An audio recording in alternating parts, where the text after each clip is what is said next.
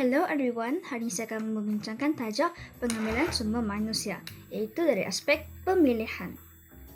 Pemilihan merupakan proses menilai dan memilih individu yang mempunyai kelayakan untuk mengisi kekosongan jawatan sedia ada atau bakal wujud dalam organisasi perniagaan.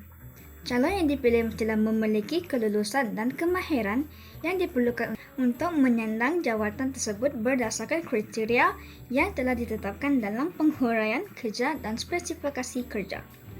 Proses ini biasanya melibatkan semakan permohonan, temu duga serta penilaian bagi memastikan calon yang dipilih paling sesuai untuk memerlukan organisasi. Terdapat 4 aspek pemilihan. Yang pertama adalah borang permohonan, yang kedua adalah semakan rujukan, ketiga temu duga dan keempat ialah ujian.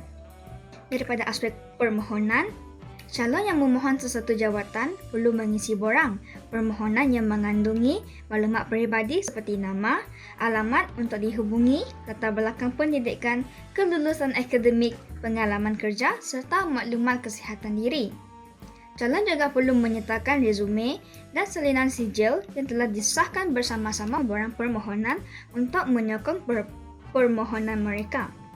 Calon-calon yang memenuhi syarat yang ditetapkan dalam borang permohonan akan dipilih untuk meneruskan proses pemilihan ke peringkat seterusnya. Contohnya, seorang guru mengisi borang permohonan jawatan kerani akan melampirkan resume seperti salinan sijil SPM yang disahkan sebelum dihantar kepada pihak majikan. Daripada aspek semakan rujukan dilakukan terhadap diri calon untuk mengetahui maklumat calon melalui individu yang mengenali dan menyokong permohonan calon tersebut. Calon perlu menyediakan nama perujuk bagi membolehkan organisasi menyimak atau mengesahkan kebenaran kenyataan calon yang dinyatakan dalam borang permohonan. Organisasi akan menghubungi perujuk untuk mengesahkan maklumat yang diberi untuk mendapatkan maklumat tambahan tentang sikap, prestasi dan kelayakan calon.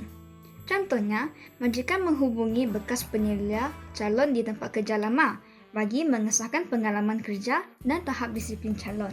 Bagi aspek temu duga pula, temu duga melibatkan sesi perbualan yang selalunya formal untuk membolehkan penemu duga menilai calon yang dipertimbangkan bagi mengisi sesuatu jawatan. Proses ini merupakan pertukaran maklumat secara bersemuka antara pihak organisasi dan calon melalui maklum balas terhadap soalan yang dikemukakan secara lisan. Tujuan temu duga adalah untuk menguji kemahiran komunikasi calon, melihat penampilan diri pemohon serta mendapatkan maklumat tambahan yang tidak diperoleh melalui borang permohonan.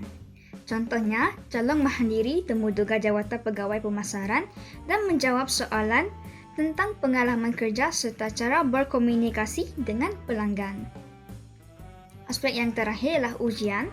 Ujian adalah pemeriksaan terhadap kualiti sumber manusia yang berkaitan dengan kerja atau jawatan yang diisi oleh calon. Ujian dijalankan untuk mengenal pasti calon yang benar-benar layak dengan mengukur kemahiran, pengetahuan serta keupayaan mental dan fizikal calon. Ujian boleh dibahagikan kepada beberapa jenis seperti ujian kecenderungan, ujian pencapaian, ujian fizikal, ujian kesihatan, minat vokasional dan ujian personality. Contohnya, calon bagi jawatan juruteknik perlu menjalani ujian praktikal, membaiki peralatan serta ujian kecergasan sebelum dipilih untuk bekerja. Bye-bye!